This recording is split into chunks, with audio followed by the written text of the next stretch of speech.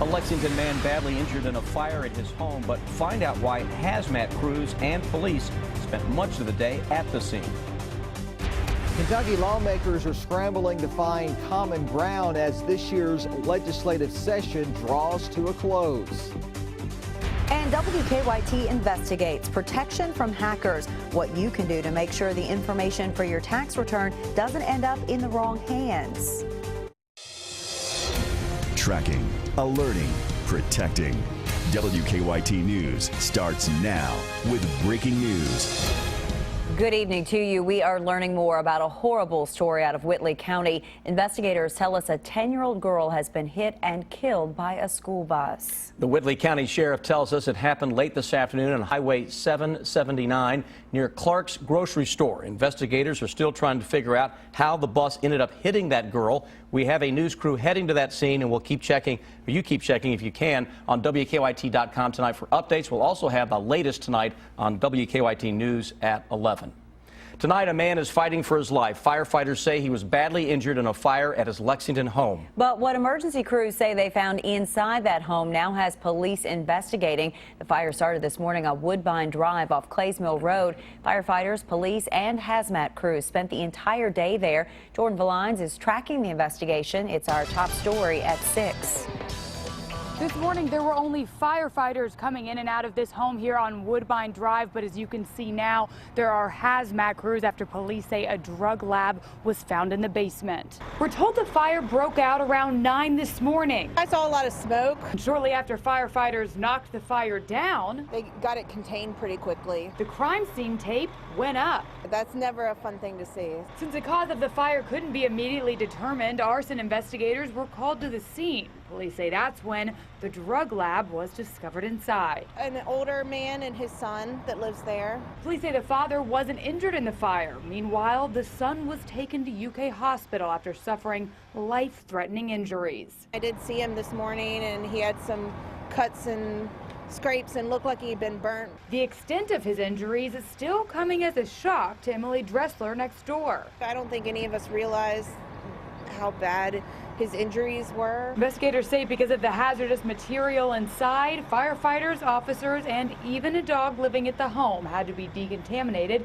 before leaving the scene. At this time, police are not releasing the name of the victim involved in this morning's fire. In Lexington, Jordan Valines, WKYT. Firefighters say they have determined that home is not livable right now. He says a stranger attacked and claimed that God told him to take one of his grandchildren. So a Franklin County man tells us he had no choice but to shoot that person. This all happened over the weekend outside a home in Frankfort. And as Sean Moody tells us, the children even stepped in to help their grandfather. Robert Redmond told me he'd worked in corrections for a long time and he's taken concealed carry classes, but he says he'd never been in a situation where he thought he might actually have to shoot someone until Saturday evening. Little Teddy and Robert take their karate lessons seriously. Their grandfather, Robert Redmond, said they put those skills to the test on Saturday evening. He said he was doing yard work while Teddy, Robert, and their little brother played.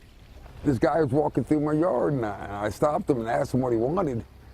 And he's walking straight at us, and he said that God sent him, and he needs to have one of the kids. I told him, I said, well, you're crazy. I said, you need to just get on up the road. He says that man attacked him. Within seconds, he was kicking me on the side of my leg and jumped up on my back and was choking me. Robert and Teddy said they were watching the whole thing. I felt like really angry that he was attacking my papa. Then Mom karate chopped him, and then I kicked him. I kicked him right in the butt. Redmond said he got loose, grabbed a handgun that was in the cab of his truck, and told the kids to get inside. His wife had come to the door and was taking these pictures.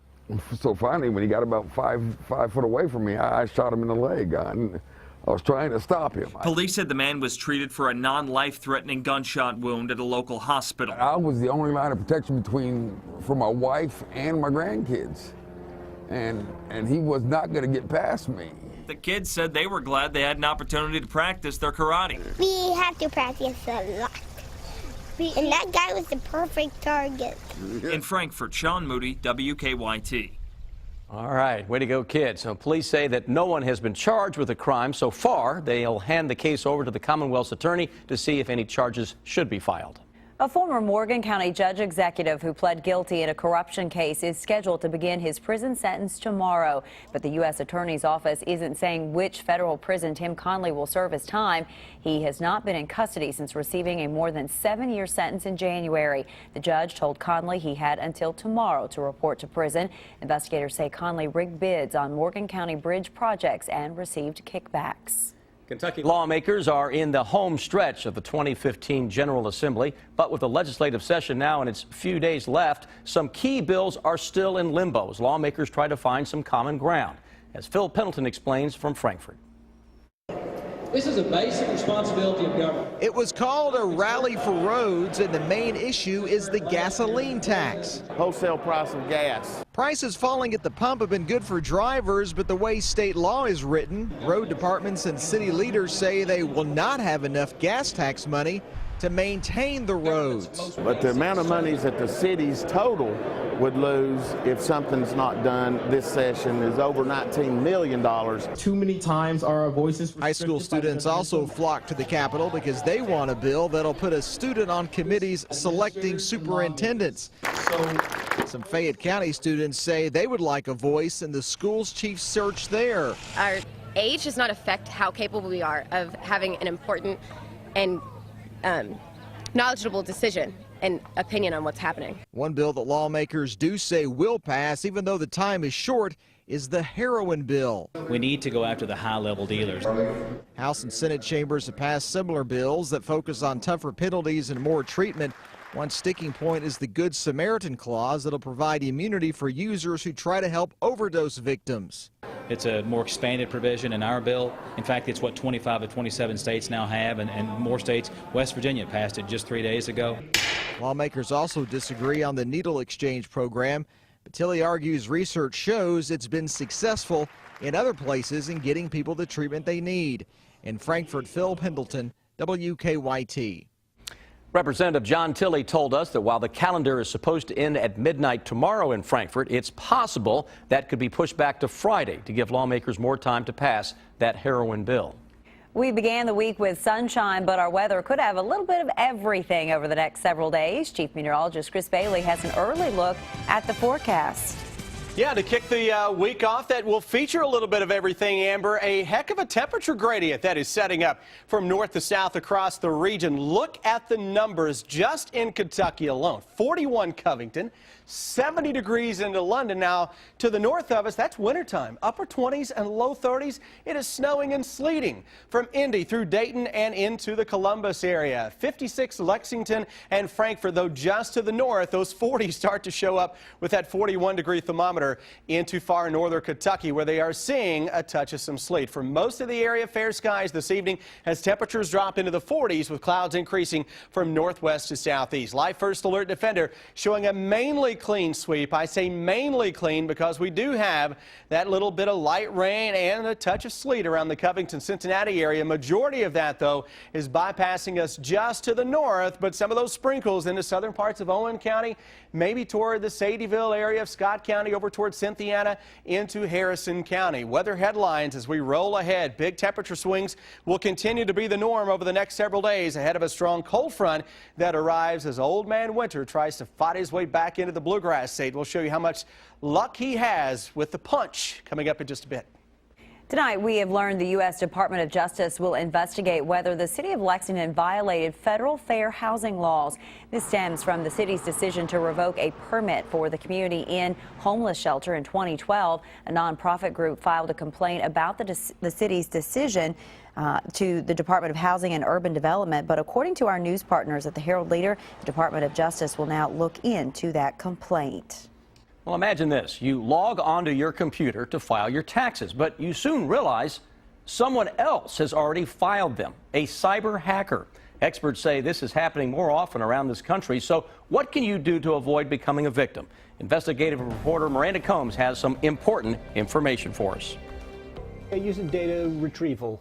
Steve Hamron knows computers. He can take them apart, make them faster and better. He also knows the tendencies of the computer users. A lot of the vulnerability is you and social engineering to get you to open that fake email or get you to go to that fake website. More and more, Hamrin is hearing concerns from customers about protecting themselves from cyber hackers. If the bad guys are out to get you, they will, right? They break into the government computers, so they're certainly going to get into yours. A particular problem during tax season. Last year, the Internal Revenue Service reported more than 27 million taxpayers filed their tax returns from their home computers, up from the previous year.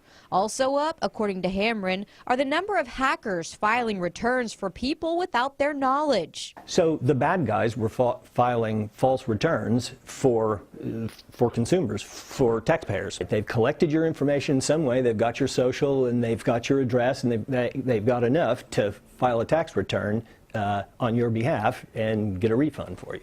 And Hamrin says getting a taxpayer's information, or anyone's for that matter, has become a business. Hackers are now professional money makers. People think of it as somebody sitting somewhere in Eastern Europe trying to get into a network, and it's not typically that way. Most of it is through email and social engineering. Hamrin says it's not uncommon for a hacker to email or call an employee of a large business, pretend to be part of the tech team at that business, and get a hold of passwords. Passwords, Hamrin says, unlock doors for hackers, all the more important to make sure you have a unique one during tax season and year-round. It's very serious, and it's very widespread.